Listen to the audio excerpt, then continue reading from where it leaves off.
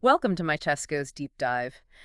This is where we really try to get past the headlines and into what matters from key documents and discussions. That's the goal. And today we are diving deep into the governor's executive budget for Pennsylvania. We're talking 2025, 2026. Yeah, the upcoming fiscal year. Now, this isn't just, a stack of financial papers. It's really a roadmap, right, for how PA plans to invest in education, jobs, safety, all the essential services. Exactly. It's about the direction the state is heading. So our mission here is pretty simple.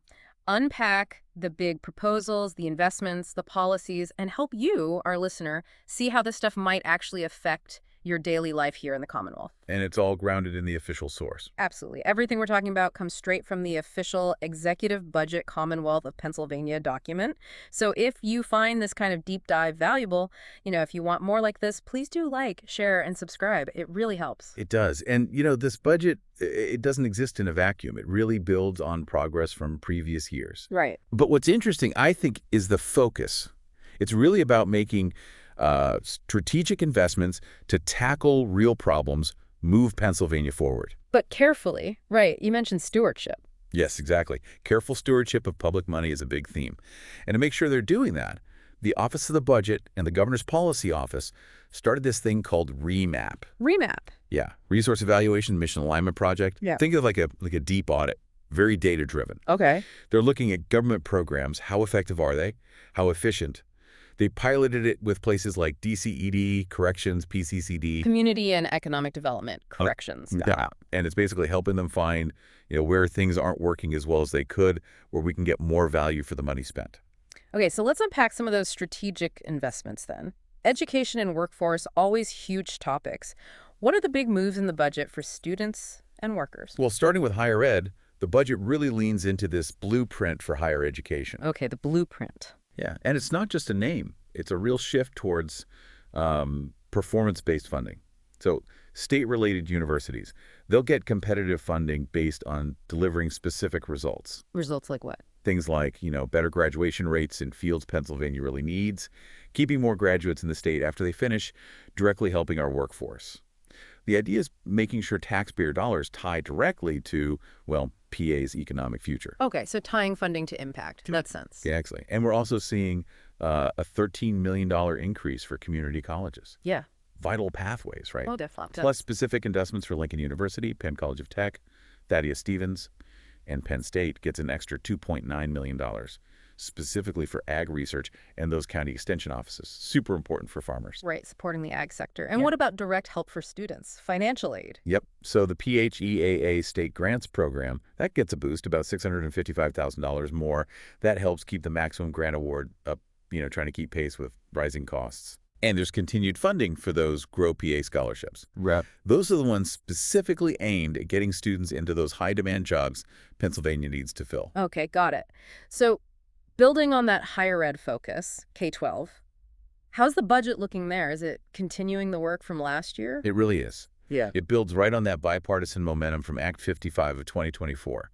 Remember the adequacy formula and tax equity supplements? Oh, remind me. Basically, the state's continuing to try and make K-12 funding fairer. So it's based more on student needs, not just, how wealthy the local area is. Right, trying to level the playing field. Exactly. So this budget adds another $526 million to basic education funding, aiming right at closing those gaps for districts that have been historically underfunded. It lines up with what the Basic Education Funding Commission recommended. Okay.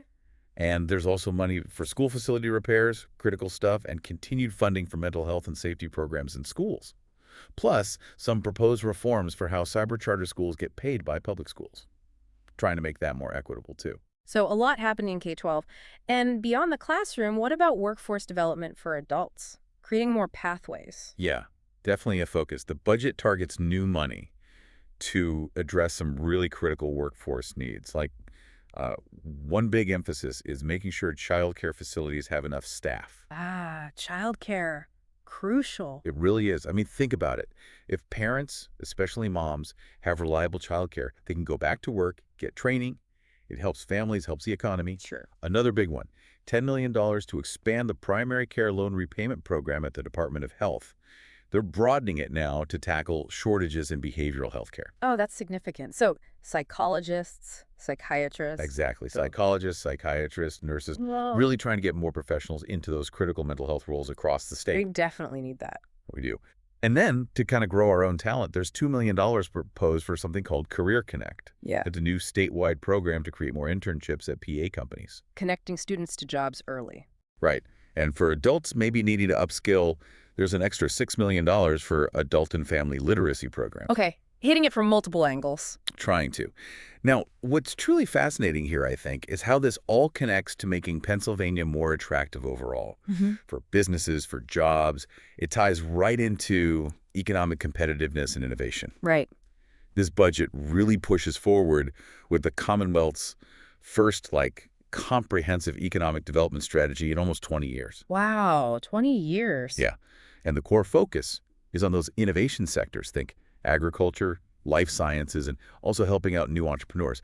Plus, there's specific support for veteran-owned businesses, too. So it's not just about state spending, it's about the whole business climate. How does tax structure fit in? Modernizing that? A big part of it. The budget keeps pushing to cut corporate taxes, streamlining, simplifying, modernizing the whole structure. Goal is less burden, level playing field. So we're looking at accelerating the corporate net income tax C&IT rate cuts. It'll drop by 0.5 to 0.75% each year, starting January 1, 2026. The target is 4.99% by 2029. So speeding up those planned reductions. Exactly. And they're also modernizing by adopting uniform filing requirements, adding financial institutions to the tax base, and a big one, closing the Delaware loophole. The Delaware loophole, okay, that definitely sounds like a big deal. Break that down for us. What is it, and why does closing it matter? Absolutely. So basically, the Delaware loophole, it refers to this past tax strategy. Some big multi-state companies could legally shift profits to subsidiaries set up in states like Delaware, where corporate income tax is lower or non-existent. Avoiding PA tax. Effectively, yeah. Reducing their Pennsylvania tax bill. So closing this loophole, the idea is to make sure more of those profits actually get taxed here in the Commonwealth. Levels the playing field for businesses that operate mainly in Pennsylvania. Makes the tax burden fairer overall. Gotcha. And does this affect most businesses? Well, that's key. For Pennsylvania businesses, including those pass-through entities, they estimate only about 11% would actually be affected by closing this loophole. So the vast majority, no change for them. Okay, that puts it in perspective. Good context. What about streamlining programs and tax credits? Are things getting more targeted there? They are, yeah. The budget suggests streamlining a bunch of programs at the Department of Community and Economic Development, DCED. Okay. And it actually eliminates 3 specific tax credit programs: waterfront development, video game development, and manufacturing tax credits. They were looked at and basically deemed either duplicative of other efforts or just not really effective, not giving the economic boost they were supposed to. So cutting what doesn't work. Right. And instead, they're proposing this new advanced pay tax credit. Yeah. It's $10 million. The idea is this one will be more flexible, help secure important business deals, and really incentivize creating those high-paying jobs here. A more flexible tool then. That seems to be the goal. And alongside that, there are ongoing efforts to just, improve government services generally. Streamline permitting, licensing, certification, new things like the Office of Transformation and Opportunity, the Payback Initiative, Permit Fast Track Program, all aimed at making it easier to deal with the state. Okay, now here's where it gets really interesting for a lot of folks, I think. Looking ahead, a big chunk of this budget is also about putting Pennsylvania on the map, nationally, even globally, supporting some huge events coming up in 2026. What are we talking about? Oh yeah, it's going to be a massive year. Philadelphia is hosting just a ton of stuff in 2026. NCAA March Madness, the men's basketball tournament, Years. FIFA World Cup matches, Wow. and the MLB All-Star Game, all in Philly. Unbelievable lineup. And not to be left out, Pittsburgh is hosting the 2026 NFL Draft. Okay, so statewide excitement. How's the budget supporting all this? Well, to really capitalize on the tourism and economic boost, the budget keeps $2.5 million going for America 250 PA. That's promoting the country's 250th anniversary. Right. But then there's $15 million new funding for regional event security. I mean, you need top-notch safety for crowds this big. Absolutely critical. There's another $10 million increase just to promote the whole celebration, and then $36.5 million specifically to plan and execute these massive events. That's channeled through the Tourism Promotion Fund. It's a huge investment, but the potential return, is enormous. Yeah, you can see why. Okay, shifting gears a bit. Let's talk affordability and healthcare costs. How does the budget directly try to help Pennsylvanians with their wallets? Well, there's support for things like first-time home buyers, home restoration efforts, new home development, all aimed at housing affordability. Okay. Efforts to lower energy costs, too, which hits everyone's budget. Yeah. But a really big play on affordability and transparency is in healthcare. Remember last year's budget had that state subsidy for health insurance for low and middle income folks. Yes. This budget builds on that. It proposes $4 million for the Pennsylvania Healthcare Cost Containment Council, PHC4, to develop an all-payer claims database, an APCD. An all-payer claims database. Okay, what exactly is that, and why is it important for healthcare transparency? Sounds technical.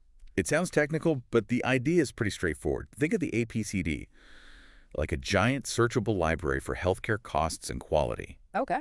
It collects all sorts of claims, data medical, pharmacy, dental, plus eligibility info, provider info, from basically everyone who pays for healthcare. Medicaid, Medicare, private insurance companies. All in one place. All in one place. And its power is transparency. By putting all this data together, we can finally start to see, who's charging what for different services and what are the actual quality outcomes. So you can compare. Exactly. It helps consumers make better choices, helps policymakers spot where costs are maybe out of line or where savings could happen. It just shines a light on a system that's been, frankly, pretty murky for a long time. Yeah. Almost half the states are doing this now or building similar tools because they see the value. Wow. Okay. That sounds like a genuinely significant step, making healthcare costs clearer. What else is in there for health and community well-being? Well, there's $4.8 million earmarked to provide seamless medical assistance coverage for people leaving incarceration, starting 90 days before they're released. Oh, interesting. Why? The goal is to reduce recidivism, make sure they have continuity of care, support networks, healthcare access right as they transition back into the community. It's seen as a key way to help them succeed. Makes sense. And there's also about $994,000 proposed to tackle viral hepatitis in the Commonwealth. That's based on a big public health plan to really combat that specific health challenge. Okay. Now, building on that theme of public well-being, if we connect this to public safety more broadly, what's the budget outlining there? Right. So the Department of Corrections, their mission is highlighted, enhancing public safety, but not just through locking people up. It's also about reducing criminal behavior through individualized treatment, education, helping people successfully reintegrate into the community. Rehabilitation focus. Yeah, and a key part of that is state field supervision.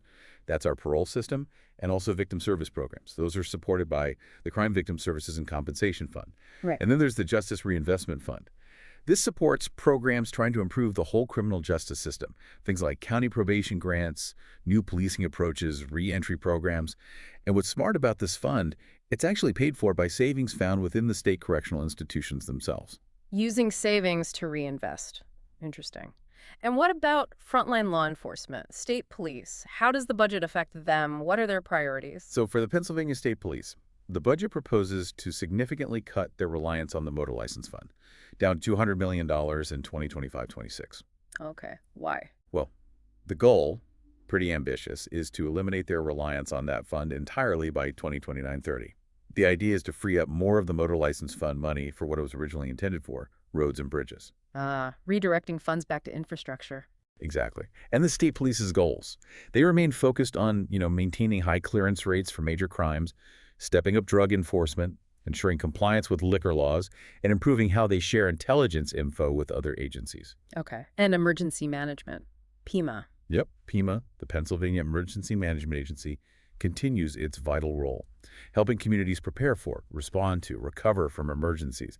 That includes providing those crucial grants and loans to fire, ambulance, rescue companies across the state, making sure our first responders are equipped. Critical support there. Okay, let's shift now to supporting older Pennsylvanians and just overall government efficiency. What's being done for seniors and for streamlining how the state operates? For seniors, the Department of Aging works through the local area agencies on aging the AAAs to provide a whole range of programs. Right, the AAAs. Yeah, things like home and community-based services, nutrition support, senior employment help, transportation, the ombudsman program, caregiver support.